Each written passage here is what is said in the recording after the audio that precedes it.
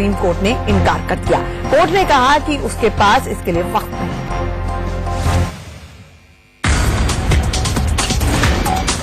Supreme court BJP नेता सुब्रमण्यम स्वामी की उस याचिका पर सुनवाई कर रहा था जिसमें उन्होंने अयोध्या मामले की जल्द सुनवाई की अपील की थी। कोर्ट ने सुब्रमण्यम स्वामी से सीधे पूछा कि आप इस मामले में पार्टी नहीं है तो फिर किस अधिकार से याचिका लगा रहे हैं। एक मत ये है कि हम नहीं चाहते कि सुब्रमण्यम स्वामी किसी प्रकार का इंटरफेरेंस करें, क्योंकि इनका कोई अस्तित्व नहीं है, इनका कोई ये थर्ड पार्टी है और ये सिविल मैटर है। 1 महीने के बाद मैं फिर कोशिश करूंगा कि हमारी सुनवाई हो।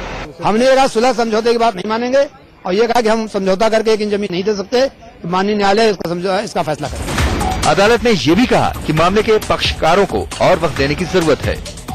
Bureau report, India news. दरअसल 21 मार्च को पिछली सुनवाई में सुप्रीम कोर्ट के चीफ जस्टिस ने कहा था कि ये मामला धर्म और आस्था से जुड़ा हुआ है और दोनों पक्ष आपस में बैठकर बातचीत के जरिए हल निकालने की कोशिश करें। चीफ जस्टिस ने कहा था कि अगर दोनों पक्षों को लगता है तो वो खुद मध्यस्थता करने के लिए तैयार है। कोर्ट ने तब बीजेपी नेता सुब्रमण्यम स्वामी को कहा था कि वो 31 मार्च को मामले की सुनवाई के लिए फिर से मेंशनिंग करें, लेकिन इस बीच सुन्नी वक्फ बोर्ड ने सुप्रीम कोर्ट के रजिस्ट्रार को चिट्ठी लिखकर सुब्रमण्यम स्वामी की भूमिका को ही लेकर सवाल उठा दिए।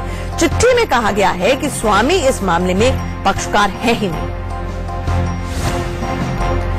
अंदर की बात यह है कि सुप्रीम कोर्ट ने इस मामले का हल संबंधित पक्षों को बातचीत के जरिए निकालने का सुझाव दिया है। हालांकि सारे पक्ष कोर्ट से ही फैसला चाहते हैं। सुब्रमण्यम स्वामी जल्द फैसले की अपील को लेकर कोर्ट गए थे, लेकिन कुछ पक्षों ने इस बात को लेकर सवाल उठा दिए कि सुब्रमण्यम स्वामी इसमें पक्षकार है ही नहीं। कोर्ट ने इसी बात को लेकर जल्द सुनवाई से इनकार कर दिया।